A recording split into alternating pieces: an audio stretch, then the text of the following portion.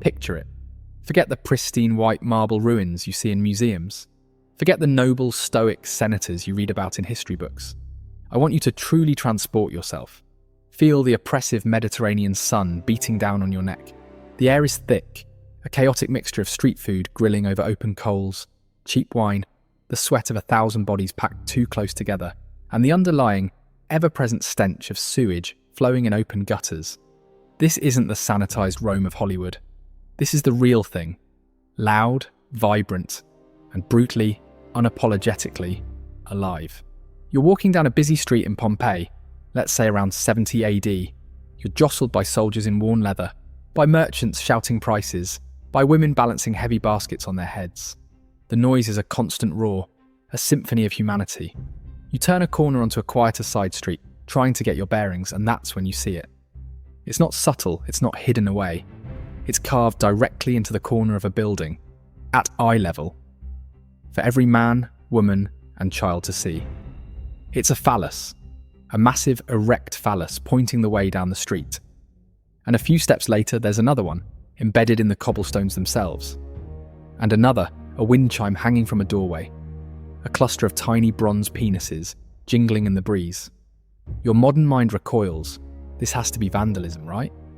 Some kind of crude, juvenile prank. You might feel a flush of embarrassment, of shock, even of disgust. You'd probably hurry past, trying not to look, assuming you've stumbled into the city's red light district. But you'd be dead wrong. This isn't the district of shame. This is everywhere. That phallus you saw wasn't an obscene joke. It was a signpost pointing the way to a local bakery. The wind chime wasn't a perverted decoration. It was a good luck charm. Welcome to ancient Rome, where the symbol you associate with the most private, explicit acts was as common as a welcome mat, a public declaration of good fortune meant to ward off the evil eye. This is the first, and perhaps most fundamental, disconnect you have to understand. For the Romans, sex wasn't primarily about love, or intimacy, or even pleasure. Not in the way we think of it. It was about power. It was a language of dominance and submission that was woven into the very fabric of their society, from the highest levels of government to the most intimate interactions within a family home.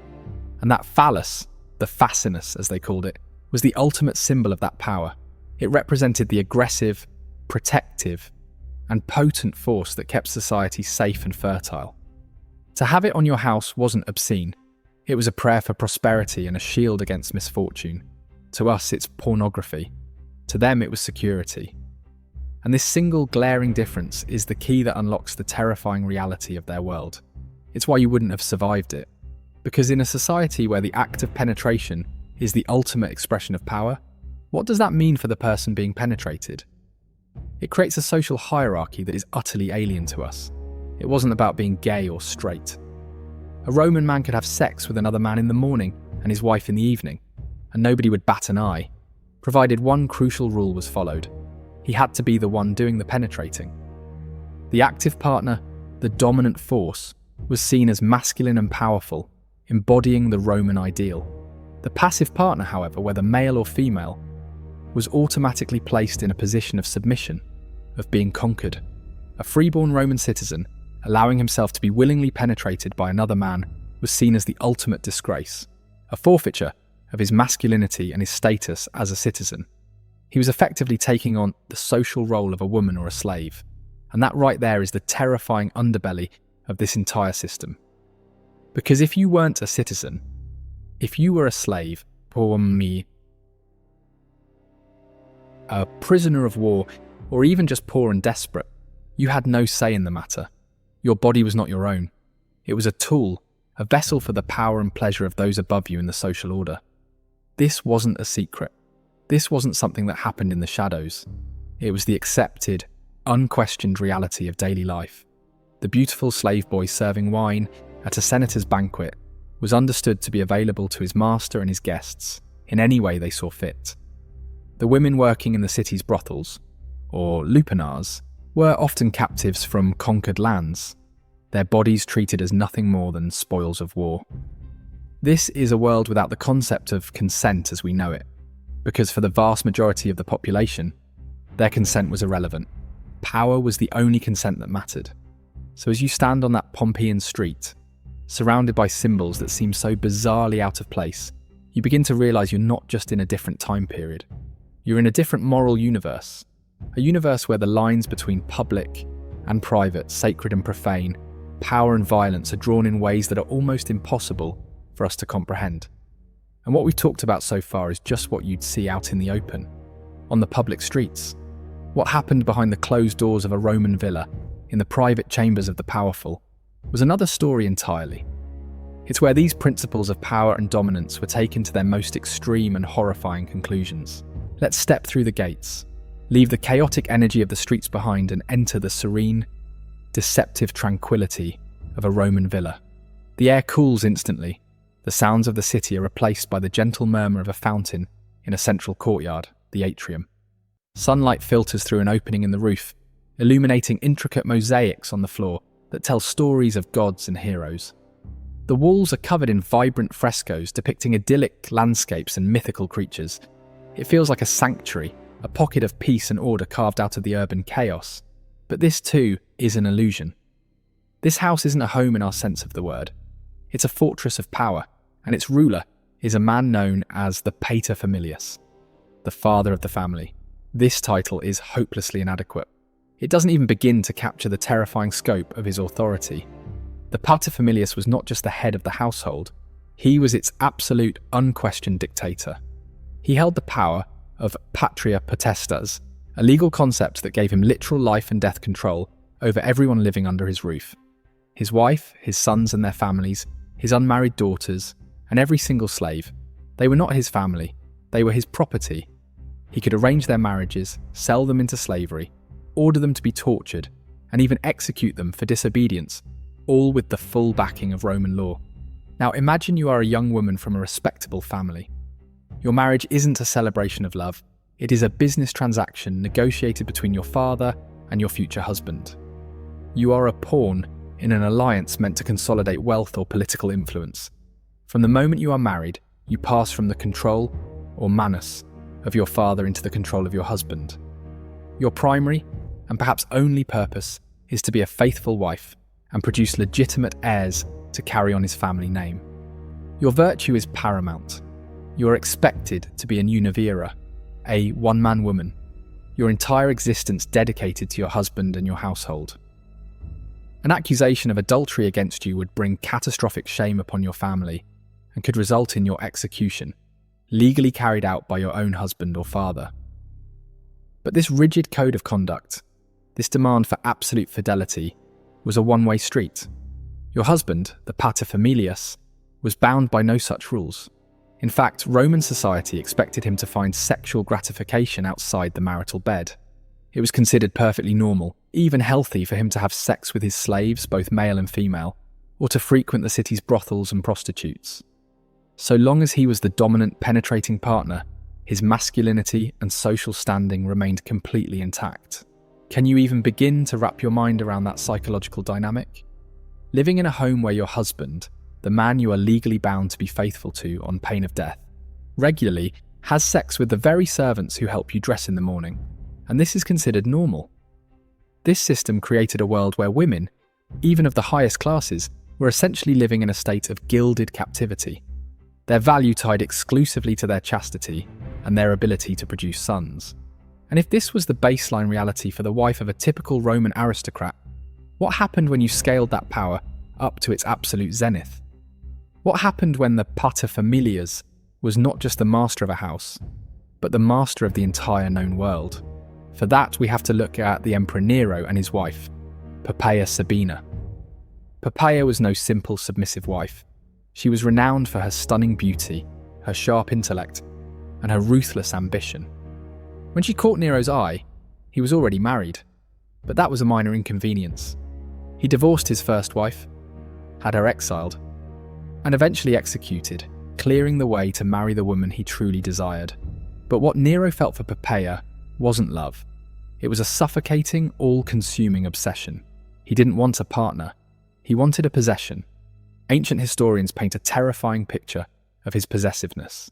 He showered her with incomprehensible luxuries, but also surrounded her with guards, isolating her from anyone who might be seen as a rival for her attention.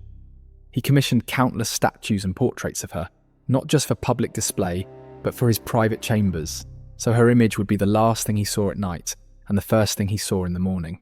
It was the behaviour of a man who saw another human being as a beautiful object that existed solely for his gratification.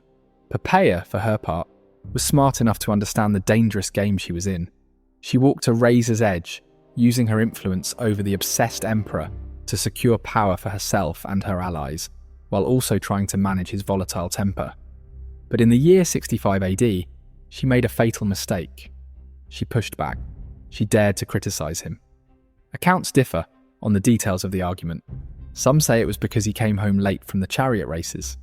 Others claim she mocked his artistic performances. But what every account agrees on is the outcome.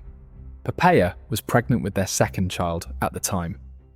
In a fit of uncontrollable rage, Nero, the man who was worshipped as a living god, either kicked or struck his pregnant wife in the abdomen with such brutal force that she collapsed. Imagine the horror of that moment, the sudden, sickening realization of what he had done.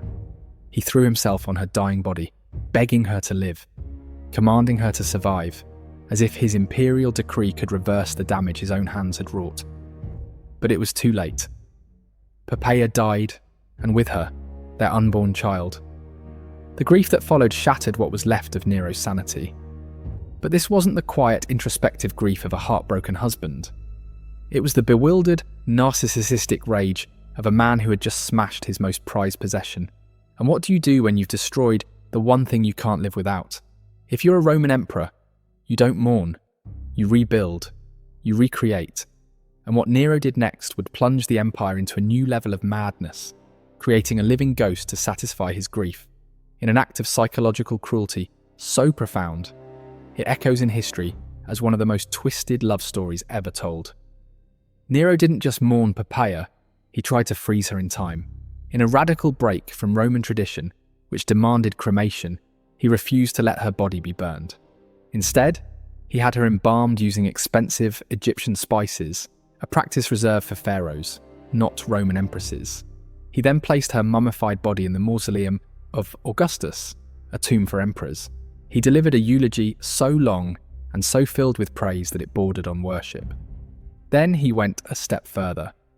He had the Senate officially declare her a goddess, establishing a religious cult in her honour with its own priests and temples. This wasn't grief. This was a desperate, pathological attempt to deny reality, to keep her present through sheer force of will. The imperial court was plunged into a surreal nightmare. Courtiers were now expected to participate in the fiction that the divine Poppaea was still watching over them. They had to speak of her in the present tense, leave her favourite seat at banquets empty, and offer prayers to her statues.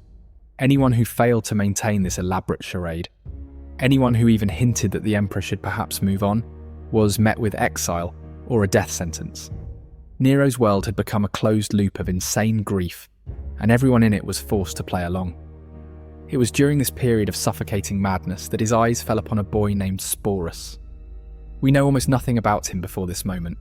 He was likely a pure delicatus, a young, handsome freedman, a former slave who had been raised in the palace. He was probably intelligent, educated, and privileged for his station, but utterly dependent on the emperor's favour. And that dependence meant he was completely, terrifyingly vulnerable. What made Nero notice him wasn't his intellect or his skills, it was his face. According to multiple ancient sources, the young man bore an absolutely uncanny resemblance to the dead Poppaea. It was something in the delicate line of his jaw, the shape of his eyes, the curve of his mouth. For Nero, whose mind was already teetering on the brink, this was not a coincidence.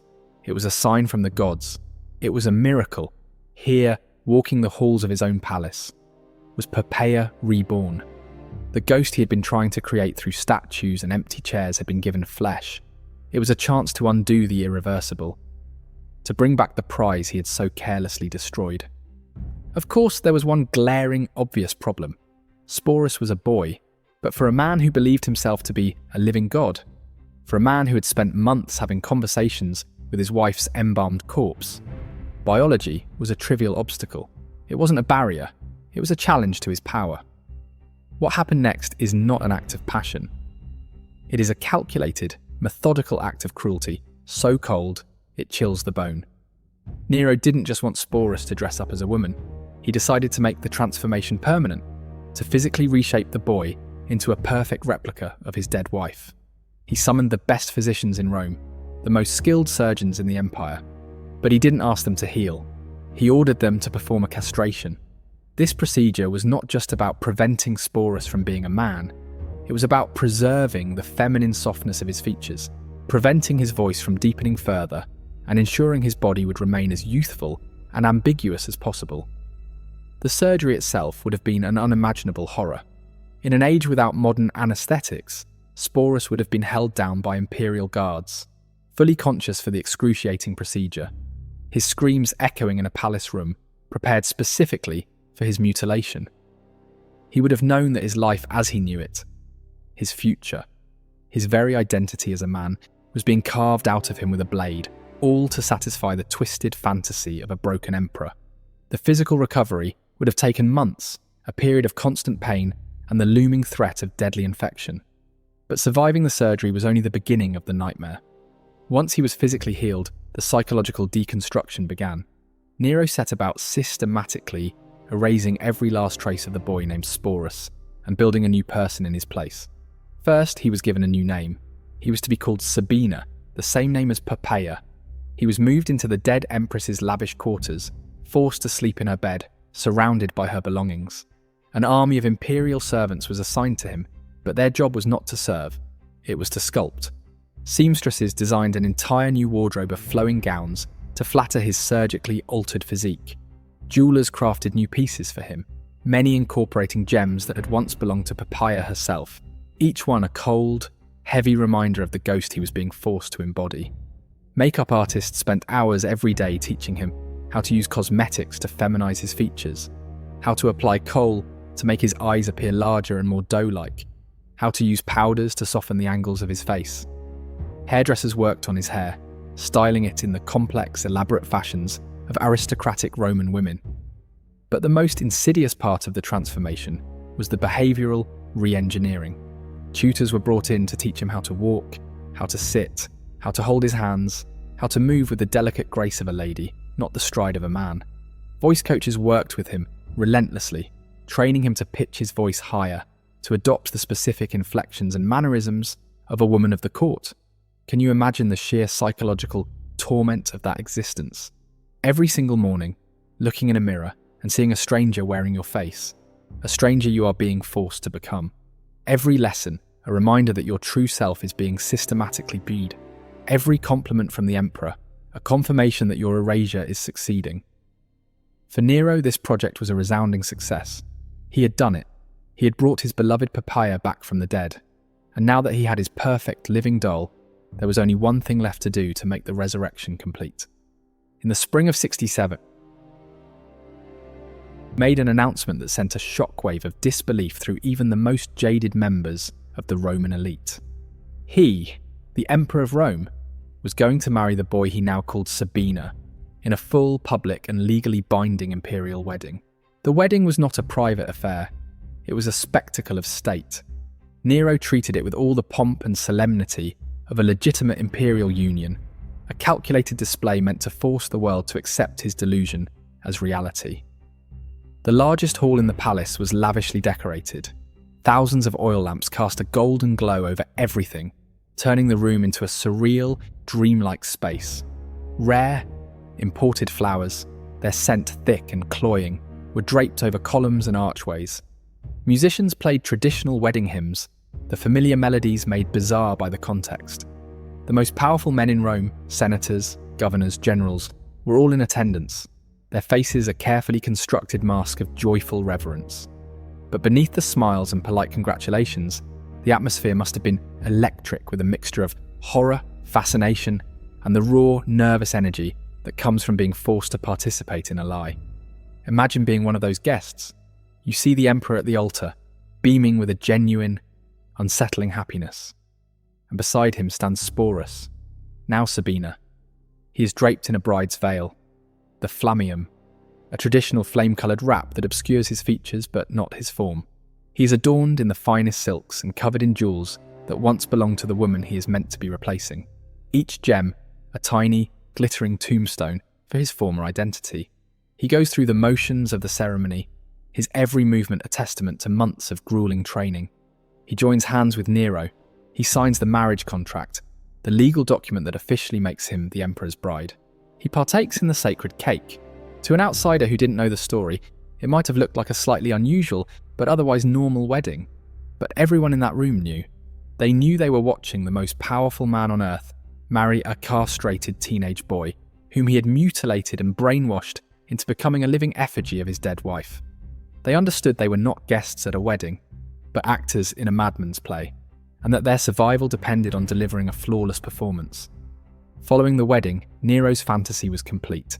He now had his Empress Sabina, and he treated Sporus exactly as he would a legitimate wife. Sporus had his own lavish household, his own staff of servants, his own income drawn from the imperial treasury. He was paraded at public functions, seated next to Nero at state dinners, and expected to play the part of the devoted, loving spouse at all times. This wasn't just for appearances. In Nero's broken mind, the fiction was now fact. He would talk to Sporus for hours, calling him Poppaea, reminiscing about shared memories that Sporus had never experienced. He would ask his opinion on matters of state, expecting him to answer not as a teenage boy from the palace, but as the shrewd, ambitious woman he had murdered. For Sporus, every single day became a high-wire act of survival. A single misstep, a moment of letting the mask slip, a flicker of his old self in his eyes, could have meant a brutal and immediate death. He had to become a master of deception, an actor of unparalleled skill. He learned to anticipate Nero's moods, to intuit the correct Poppaea response to any given situation. He had to remember details of a life he never lived, of conversations he never had, of a relationship that existed only in the Emperor's memory. Ancient sources, though hostile to Nero, indirectly paint a picture of Sporus as someone who became unnervingly good at this role.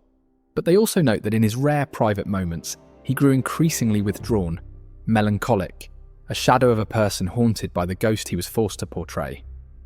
The psychological strain is almost impossible for us to fully grasp. He was trapped in a gilded cage, surrounded by luxury that was itself a form of torture. Every beautiful gown, every priceless jewel was a part of his costume, a physical manifestation of his imprisonment. His own body was a prison, surgically altered and constantly managed to maintain the illusion. His own mind was a battleground, where his true identity and memories were in a constant struggle against the persona he was forced to perform. This bizarre and tragic chapter of Roman history reached its apex when Nero decided to embark on a grand tour of Greece. He had always fancied himself a great artist, a poet and musician of genius, and he believed that only the culturally sophisticated Greeks could truly appreciate his talents. He planned to compete in the Olympic and other Pan-Hellenic Games, not in athletics, but in artistic competitions. And of course, his beloved Empress Sabina had to accompany him. So Sporus was packed up, along with the imperial entourage, and put on display for the entire eastern part of the empire. Imagine being a Greek aristocrat or a provincial governor. The conquering emperor of Rome arrives in your city, and at his side is this beautiful, silent, sad-eyed young woman. But the whispers and rumours have travelled faster than the imperial fleet. You know the story. You know this is a boy. You are expected to bow, to offer tribute, to treat this obvious, horrifying fiction as the God-given truth. You are forced to become another actor in Nero's grand, insane production. The tour was a triumph for Nero, at least in his own mind. He competed in the games and, unsurprisingly, won every competition he entered, the judges being too terrified to do otherwise. He returned to Rome with over 1,800 victory crowns, staging a triumphal parade that was traditionally reserved for military conquerors. But while Nero was indulging his artistic fantasies in Greece, the foundations of his power back in Rome were crumbling. The real-world problems of the empire, rebellions on the frontiers, economic instability, the growing resentment of the Senate, had been dangerously neglected. His excesses had finally pushed the Roman establishment too far. In the year 68 AD, the dam broke. Governors in Gaul and Spain openly revolted. The Praetorian Guard, the elite soldiers meant to be his personal protectors, turned against him and declared their allegiance to his rival, Galba. The Senate, sensing the shift in power, finally found its courage. They officially declared Nero a public enemy, sentencing him to death by flogging. The man who was a god just weeks before was now a fugitive. He fled Rome with only a handful of loyal followers. And among that small, terrified group, huddling in a villa outside the city as his enemies closed in, was Sporus. Even at the absolute end, facing his own death, Nero could not bear to be separated from his living, breathing memory of Poppaea. He was a man clinging to his most precious, most monstrous creation, a testament to how completely his delusion had consumed him. The final hours of Nero's life were a pathetic spectacle of indecision and theatrical despair. Holed up in the villa of his freedman Phaon, he oscillated wildly between drafting grandiose plans for escape and composing his own funeral eulogy. He wept not for the empire he had lost or the lives he had destroyed, but for the loss of the world's greatest artist, himself.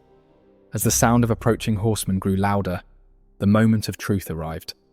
But even then, he couldn't bring himself to do the deed. He wailed, "What an artist dies in me!" and begged one of his companions to kill him first, to show him how it was done. It was his private secretary, Epaphroditus, who finally forced his hand, guiding Nero's own dagger to his throat. And as the life drained out of the emperor, Sporus stood there, a witness to the end of the man who had stolen his life. In that moment, he was finally free from his creator. But what does freedom mean when you have been so thoroughly unmade? Nero's death didn't end the nightmare, it just changed the monster. Sporus was no longer the living ghost of an empress for a delusional emperor. He was now a political object, a symbol of Nero's reign, and a valuable prize for whoever clawed their way to power next. The year that followed Nero's death, 69 AD, is known as the Year of the Four Emperors, a brutal and chaotic period of civil war as multiple contenders vied for the throne, and Sporus was passed between them like a spoil of war. First, he was claimed by Nymphidius Sabinus. Sabinus was the ambitious prefect of the Praetorian Guard who had betrayed Nero. In a twisted attempt to bolster his own claim to the throne, he tried to position himself as Nero's legitimate successor. And what better way to do that than by possessing Nero's widow? He took Sporus into his own household, forced him to continue dressing as a woman, and even called him Poppaea, continuing the grotesque charade. He essentially tried to step directly into Nero's shoes, both politically and personally, with Sporus as a key part of the performance. But Sabinus' ambition outstripped his ability. He was killed by his own guards when his bid for power failed. Sporus was free again, but only for a moment. He then fell into the hands of Otho, who became the next emperor. And here the story takes an even more psychologically disturbing turn. Otho had been the first husband of the real Poppaea Sabina. Nero had forced Otho to divorce her so that he could have her for himself. Now, years later, Otho was emperor, and in his possession was the boy who had been surgically and psychologically moulded into a perfect copy of his former wife. Ancient sources say Otho was genuinely fond of Sporus. But what did that fondness mean? Was it a bizarre, necrophilic attachment to the memory of the woman he had lost? Was it a twisted form of revenge against the dead Nero? We will never know. But for Sporus, it was just a continuation of the same horror. He was still a prisoner of Poppaea's face, still a living doll for a powerful man's strange desires. Otho's reign was short-lived. He ruled for only 3 months before he was defeated in battle by the forces of Vitellius, another claimant to the throne. Faced with defeat, Otho took his own life. And once again, Sporus was passed to the victor. Vitellius was a man known for his cruelty and his love of vulgar spectacle. He had no sentimental attachment to Poppaea or any desire to continue Nero's private fantasy. He saw Sporus not as a symbol of continuity, but as a tool for public entertainment. He devised a plan for a new, horrifying form of public theatre to be held in the gladiatorial arenas. He would stage a live reenactment of a famous myth, the rape of Proserpina. The myth tells the story of the young goddess Proserpina being abducted by Pluto, the god of the underworld, and violently dragged down into his dark realm to be his queen. It was a story of violation, of innocence destroyed. And Vitellius decided that Sporus would be cast in the starring role. He would be forced in front of a screaming crowd of thousands to be the victim in a fatal public sexual assault staged as entertainment. This was the ultimate degradation. After years of private psychological and physical abuse, his final moments were to be a public spectacle of humiliation. He would not just be killed, his trauma would be turned into a cheap thrill for the baying masses. He had been a person, then a possession, then a political symbol, and now finally, he was to be nothing more than a prop in a snuff show. But in this final, desperate moment, faced with an abyss of horror from which there could be no return, Sporus did something he had not been allowed to do since he was a boy. He made a choice. He was not going to be Vitellius's pawn. He was not going to let his story end as a depraved spectacle in the arena. Somewhere beneath all the layers of silk and makeup, beneath the forced femininity and the years of psychological conditioning, a spark of the original. Person, the boy who had once had hopes and dreams of his own, still burned. And with that spark, he made his final stand. He was not going to be Proserpina. He was not going to be dragged onto the blood-soaked sand of the arena. His final moments of terror served up as a feast for the eyes of a depraved crowd. He was not going to let Vitellius write the last, most humiliating chapter of his story. Rather than submit to that final degradation, sometime in the year 69 AD, probably no more than 20 years old, Sporus took his own life. We don't know the exact method. It was likely poison, a quiet and certain exit procured by one of the few people who may have felt a shred of pity for him. But the method is irrelevant. What matters is the choice. In that final silent act of self-destruction, Sporus achieved the one thing that had been denied to him for years: control. He seized the narrative of his own death. He robbed the baying crowds of their spectacle. He robbed Vitellius of his sick trophy. It was the ultimate, tragic act of defiance. A final, desperate reclamation of agency from a world that had tried to strip him of everything, right down to his own flesh. His suicide was not a surrender. It was a victory. It was his refusal to be a thing. A final, screaming declaration, even if only to himself, that he was a human being. And this forces us to ask the question that haunts his entire story. Who was he? Who was the boy named Sporus before Nero's gaze fell upon him? This is perhaps the most tragic part of it all. We will never know. History doesn't record the names of his parents. It doesn't tell us where he was born. It doesn't tell us what his passions were, what he was good at, what he laughed at, what he wanted to do with his life before it was so brutally hijacked. All of that was erased, burned away to make room for the phantom of Poppaea. He is a ghost in his own story, a person defined entirely by what was done to him. The historical record, written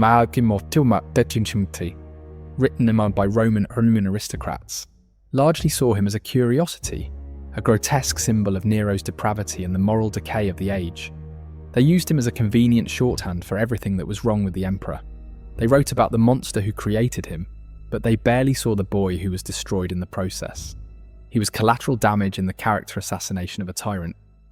They missed the profound human tragedy because they were too focused on the political lesson. They saw the symbol, not the soul. What they failed to fully articulate was the depth of the crime. Nero didn't just mutilate Sporus' body. He performed a vivisection on his identity. He hollowed him out and wore his skin like a costume. The absolute power Nero wielded wasn't just the power to kill. It was the power to unmake a person, to rewrite their reality, to turn a human being into an object of his own twisted psychological needs. And the emperors who followed, in their own ways, continued the crime. Nymphidius, Otho, Vitellius, none of them saw Sporus as a person. They saw him as Nero's living property, a thing to be used for their own political or personal ends. He was a possession that signified a connection to imperial power, and then finally, a disposable object for public amusement. His entire existence, from the moment Nero noticed him until his final desperate choice, was dictated by the whims of powerful men who saw him as something less than human. His story is a black hole in history, a void where a life should be. We can only speculate about the terror, the confusion, the soul-crushing despair he must have endured, day after day, for years. Every morning waking up to put on a mask that was slowly devouring his face. Every night trying to remember who he was before all this began. The fact that he was able to maintain the performance for so long under such unimaginable pressure, is a testament to a strength and resilience that is almost impossible to comprehend. And the fact that he ultimately chose death over a final, public humiliation suggests that somewhere, deep inside, he had managed to preserve a core of self-respect that the world had tried so hard to extinguish. It is a testament to both the depths of human cruelty and the unquenchable, desperate instinct to reclaim oneself, even if the only way to do so is to destroy that self completely. And the most chilling part of this entire story? Sporus was not an anomaly. He was unique only in that his abuser was the Emperor himself. His story was a grand imperial version of a drama that played out in countless unrecorded ways in villas and back alleys across the empire. He was an extreme example of a system that was working exactly as it was designed. A system where the bodies of the powerless were the currency of the powerful. To truly understand why you wouldn't have survived ancient Rome, you have to look beyond the palace walls and into the places where this system operated every single day on a massive industrial scale. You have to step into the world of the Roman brothel. Let's go back to that street in Pompeii, but this time we follow the direction pointed by that carved phallus on the wall. We navigate a labyrinth of narrow, sunless alleys, the stench of human waste and cheap cooking oil growing stronger with every step. The buildings are crammed together, their upper floors leaning so far they almost touch, blocking out the sky. This is not the grand aristocratic part of town. This is the world of the common man, the poor, the desperate. We arrive at a small, unremarkable building, a lupanar, one of dozens scattered throughout the city. The only thing that distinguishes it from the surrounding tenements is the collection of erotic frescoes painted on the walls, outside, a crude menu of the services offered within. These aren't the beautiful, artistic mosaics of the villas. These are simple, direct, and often brutally graphic depictions of various sexual acts. This isn't a place of seduction or romance. It is a place of commerce, as functional and impersonal as a butcher shop. We step inside. The air is hot, stagnant, and thick with the smell of sweat, stale wine, and cheap perfume. The space is tiny, cramped and dark. There are a series of small windowless cells, each just big enough for a stone bed with a thin, lumpy mattress laid upon it. Scrawled on the plaster walls are hundreds of pieces of graffiti, the ancient equivalent of a bathroom stall. There are names, crude jokes, reviews of the services, and declarations of love and lust. "I came here," one reads. "I had a good time with a woman named Sabina. Felix fucked well here," says another. This place feels a world away from Nero's gilded palace, but it is a direct product of the exact same system of power. The men who come here are not wealthy senators. They are soldiers, sailors, merchants, and even slaves who have managed to save a few coins.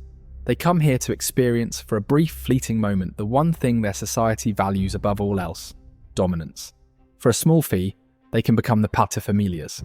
They can be the active, penetrating force.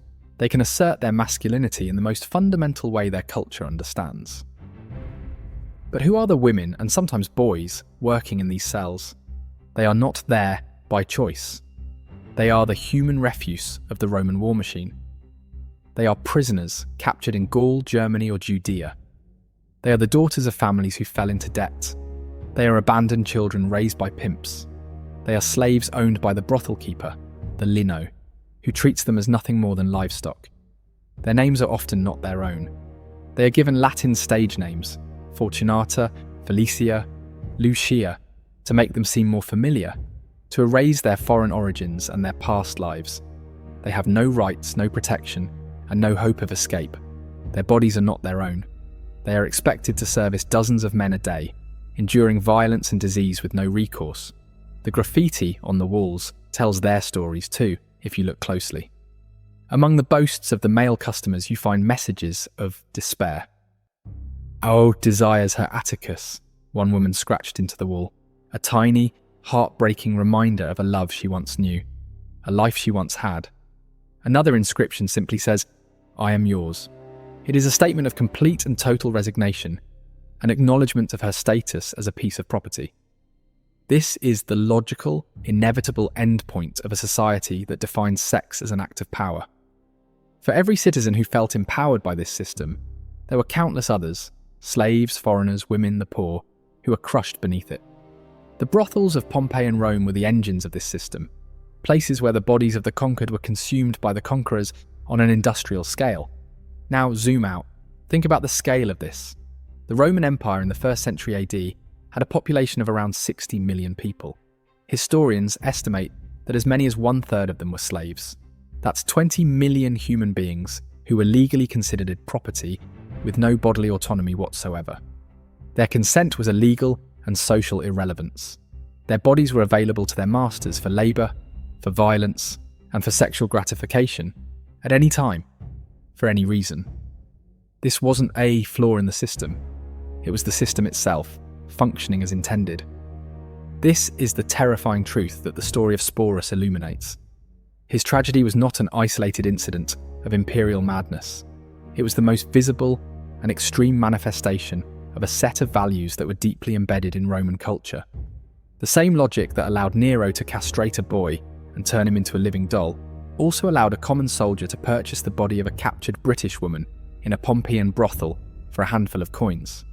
The principle was identical. Power is expressed through penetration, and the bodies of the powerless are a resource to be consumed. This is why you wouldn't have survived. Not because you couldn't handle the food or the sanitation, but because you are fundamentally incompatible with the moral operating system of their world. Your modern identity is built upon a foundation of concepts that were utterly alien to them. The idea of universal human rights, of bodily autonomy, of consent as a sacred and necessary component of any sexual act. You believe that your body is your own. To a Roman, that belief would be naive at best and dangerously rebellious at worst, unless you happen to be a male citizen of high status. For everyone else, their body belonged to someone else, to their master, to their husband, to their father, to the state. Sporus' story is so haunting because it shows this principle in its purest, most horrifying form. But the silent, anonymous tragedies of the millions who suffered in brothels, in slave quarters, and in the private homes of powerful men are the true legacy of this system. Their stories are not written in the grand histories of Tacitus or Suetonius. They are scratched into the walls of a brothel, whispered in the silent suffering of generations, and buried under 2,000 years of dust. But they are the real story of Rome. A story not of marble and glory, but of flesh and power. A story that reminds us that behind every great empire, there are individual human lives, and that the ultimate measure of a society is not how it treats its most powerful, but how it treats its most vulnerable.